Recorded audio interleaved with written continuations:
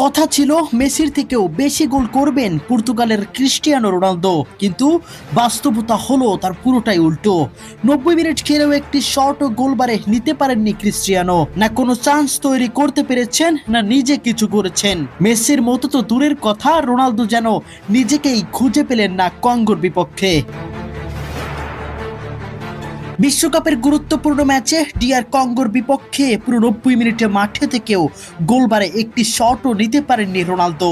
আক্রমণ ভাগে তাকে কার্যত নিষ্প্রভই দেখিয়েছে পুরো ম্যাচ জুড়ে। না কোনো উল্লেখযোগ্য সুযোগ তৈরি করতে পেরেছেন, না নিজে গোলের হুমকি হয়ে উঠতে পেরেছেন।